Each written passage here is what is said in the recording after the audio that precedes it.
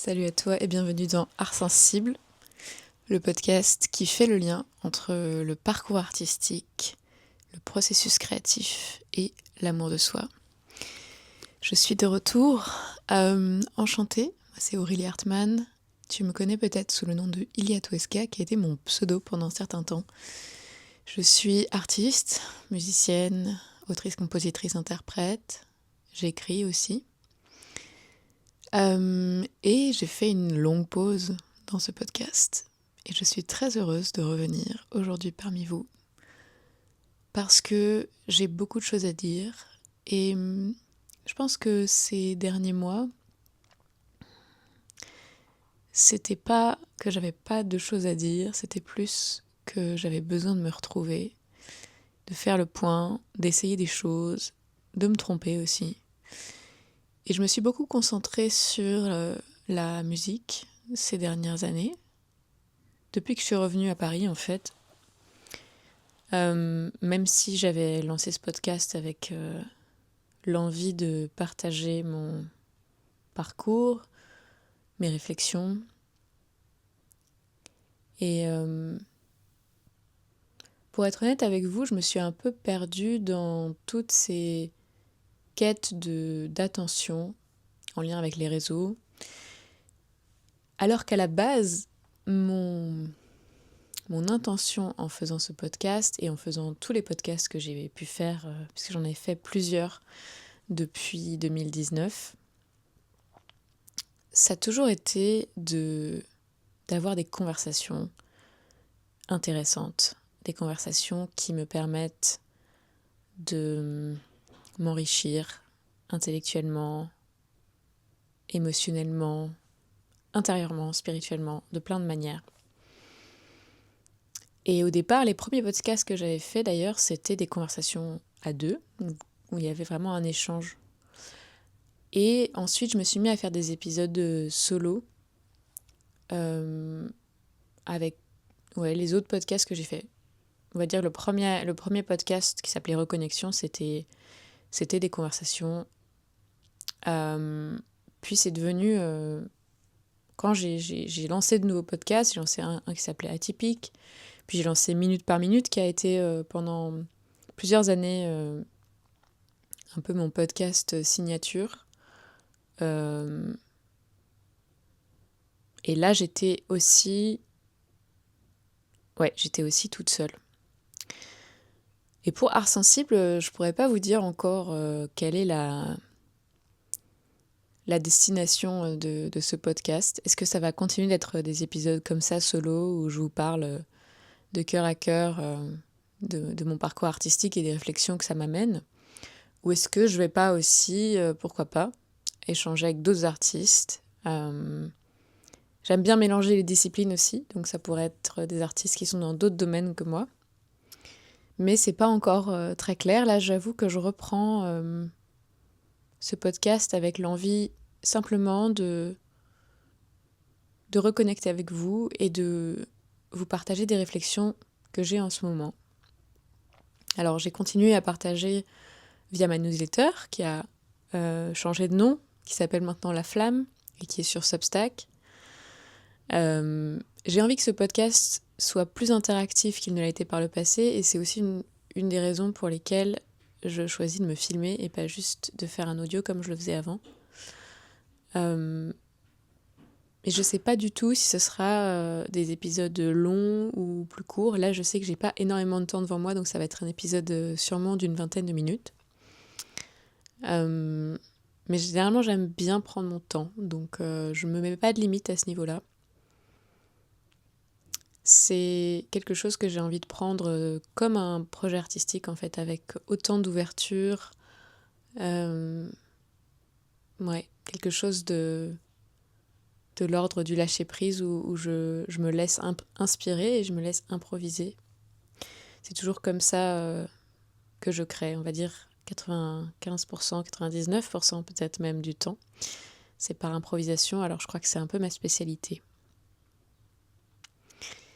Et ce qui fait que j'arrive à improviser, c'est principalement que je m'assois, entre guillemets. C'est pas juste physique, mais ça participe. Mais je m'assois dans dans la présence et dans juste l'instant sans avoir un plan. Et je pense que quand je disais je me suis un peu perdue ces derniers temps dans la quête d'attention, je pense que il y avait aussi cette tentative de contrôler qui s'est manifestée par beaucoup de stratégies, beaucoup de planification et en fait, en fin de compte, une tendance à m'auto-saboter parce que ces stratégies et cette planification ne me correspondaient pas. Parce que ça n'était pas authentique à qui je suis. Et je suis en train doucement d'accepter que qui je suis, ça va avec une forme de risque, une forme d'incertitude, et sans dire que ça ne va pas avec la stratégie, disons que la stratégie, elle doit vraiment arriver en dernier, après l'inspiration. Et elle doit vraiment arriver pour être au service de l'inspiration, et pas l'inverse. Dans la sphère très large des créateurs et créatrices, il y a les créateurs et créatrices de contenu et tout ce que ces personnes peuvent parfois transmettre peut donner l'impression qu'on part de la stratégie et qu'ensuite on trouve l'inspiration.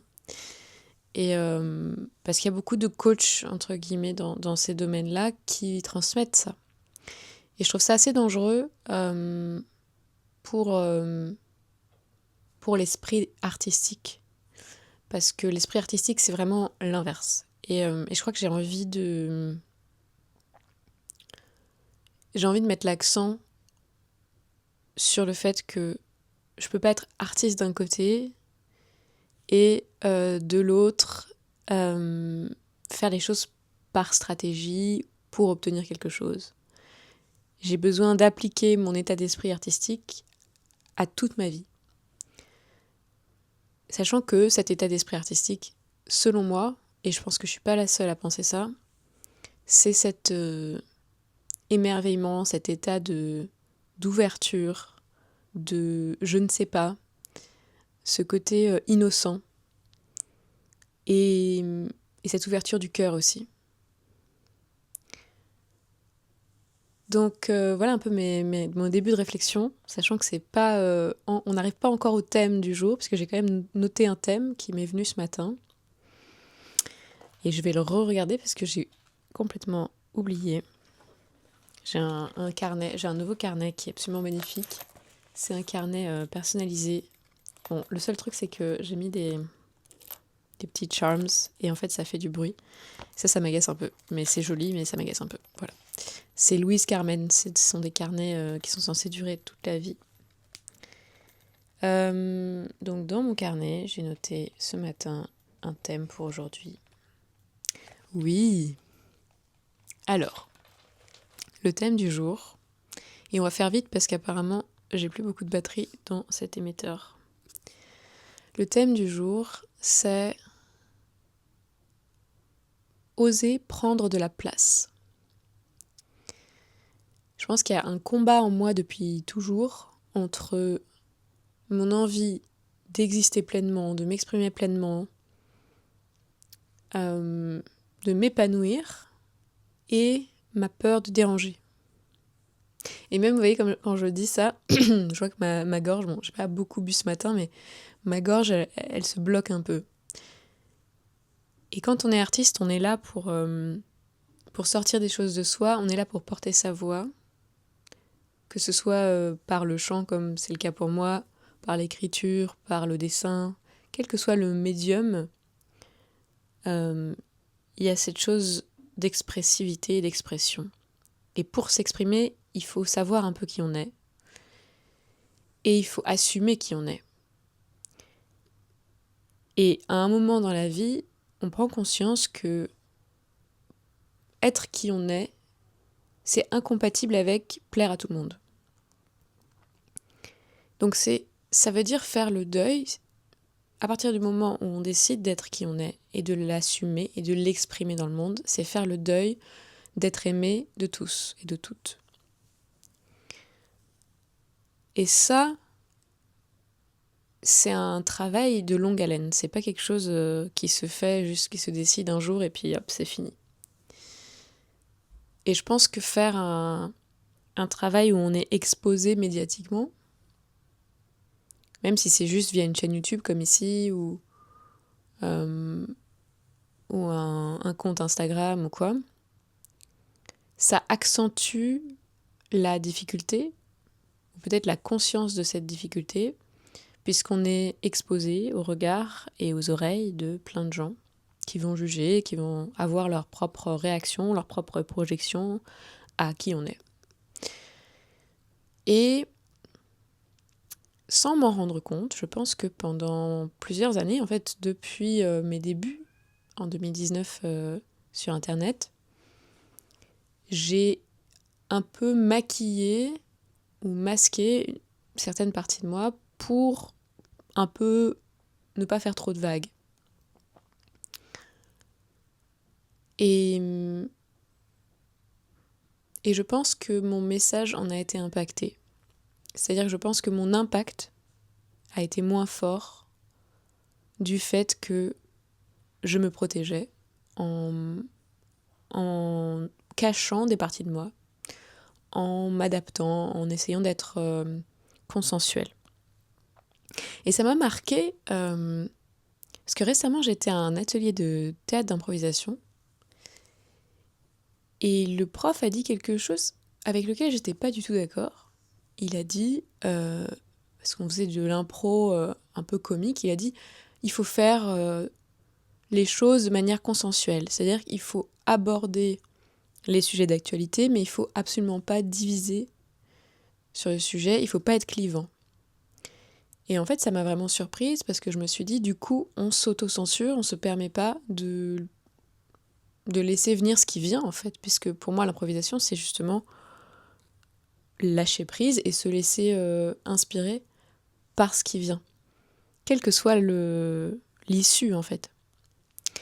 Et comme j'étais pas du tout d'accord, je pense que ça m'a ramené au fait que, au fond de moi, je sens que c'est tellement important d'être moi-même, et donc être clivante, c'est un peu inévitable. À un moment ou un autre, il y aura forcément un sujet sur lequel vous n'allez pas être d'accord avec moi, un sujet sur lequel vous êtes irrité que j'en parle de cette façon. Et il y a quelque chose en moi qui en a marre de prendre des pincettes et qui a juste envie d'exister telle qu'elle est. Et prendre cette place, en fait, ça peut paraître dangereux. Et puis surtout, il y a effectivement des gens que ça va ennuyer qu'on prenne cette place pleinement. Il y a des gens qui vont se plaindre, il y a des gens qui vont critiquer, qui vont juger, qui vont même peut-être rejeter, être peut-être même agressifs. Voilà, on sait que sur les réseaux, il y a beaucoup cette tendance-là aussi.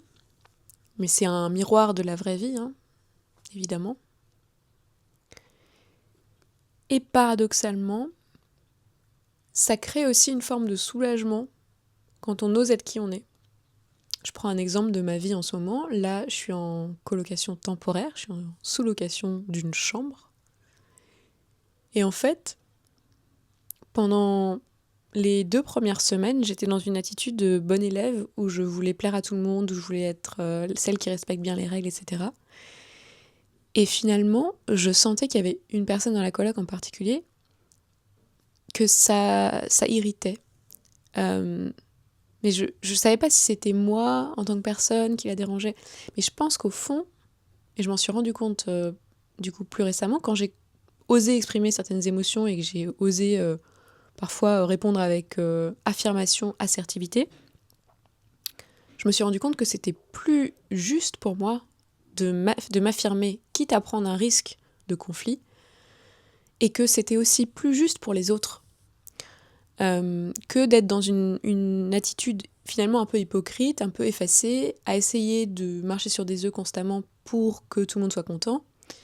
En fait, ça crée une sensation de discordance, en fait, entre ce que je montre et qui je suis vraiment. Et je pense que cette discordance, elle est malaisante, elle n'est pas agréable, elle crée une insécurité. Même si ça peut être confortable en surface, en profondeur, les gens le sentent. Et donc finalement, l'autre matin, cette même personne m'a parlé de manière assez, assez froide et un peu brutale. Et j'ai répondu... je me suis vue un peu me mettre un peu en colère, sans être violente évidemment, mais juste répondre avec fermeté, réétablir mes limites. Et en fait, ça m'a fait un bien fou. Et derrière, ça a détendu quelque chose en moi et ça a ouvert une forme de clarté, je pense. Même si je ne vais pas vous dire que tout est résolu dans cette cohabitation, mais il y a quelque chose dans l'énergie qui a bougé. Donc oser prendre de la place, c'est oser dire j'existe, et c'est oser s'exprimer, oser croire aussi que ce qu'on a à raconter a de la valeur. Et je pense que j'ai beaucoup douté ces derniers mois et ces dernières années de la valeur de ce que je proposais, peut-être parce que j'avais pas le retour que j'attendais au niveau de mon audience, entre guillemets, de mon public.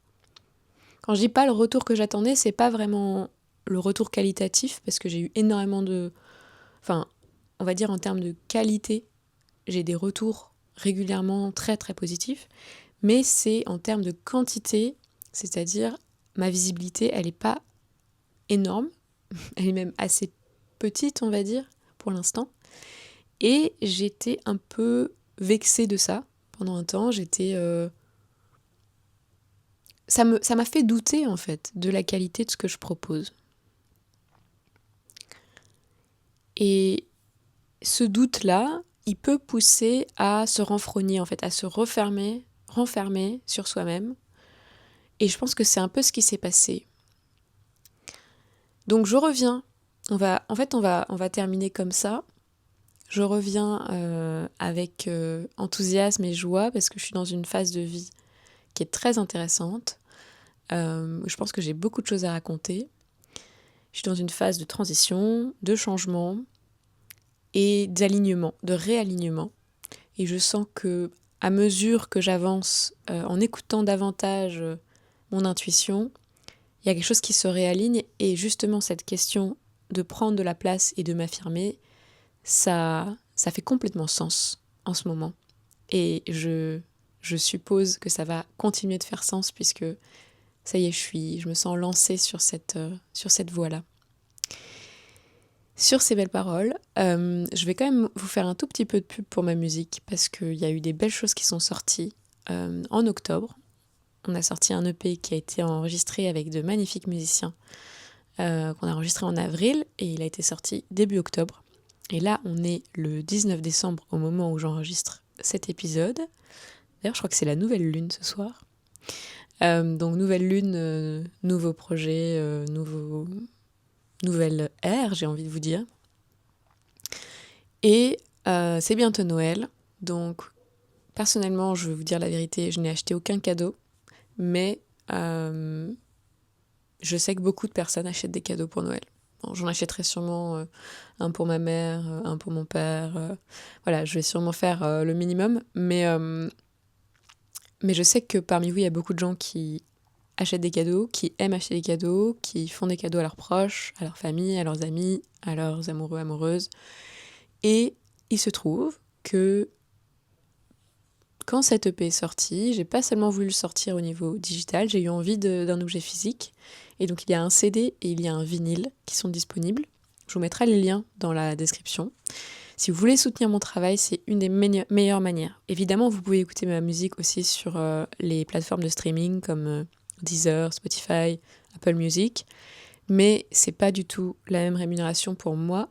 Au final, ça va beaucoup plus rémunérer ces plateformes. Donc, si vous voulez soutenir vraiment mon travail, n'hésitez pas à vous offrir ou à offrir un vinyle ou un CD. C'est un bel objet et ça vous permettra de l'écouter aussi différemment, parce que vous pourrez écouter la totalité de l'EP et sentir que c'est vraiment une atmosphère, une ambiance qui se déroule tout au long des chansons et qui vous plongera dans un univers tout particulier, qui est un univers d'hypersensibilité, de douceur, d'apaisement, d'introspection. Si vous aimez ma voix, si vous aimez m'entendre parler, vous aimerez sûrement m'entendre chanter aussi. Et si vous aimez mon univers et ma manière de m'exprimer. Je pense qu'il y a assez peu de chances que ça vous plaise pas. Donc vous pouvez aussi l'écouter d'abord sur YouTube ou sur une plateforme et puis ensuite acheter le bel objet que vous pourrez écouter ou faire écouter. Voilà, c'est tout pour aujourd'hui. On a fait 20 minutes. Je suis très très fière de cet alignement des planètes, même s'il n'est pas justement que lié à ma volonté, il est lié plutôt à une forme d'abandon, de lâcher prise. Et je suis très heureuse de vous retrouver et de reprendre cette aventure de Art Sensible avec vous. Je vous dis à très bientôt pour le prochain épisode.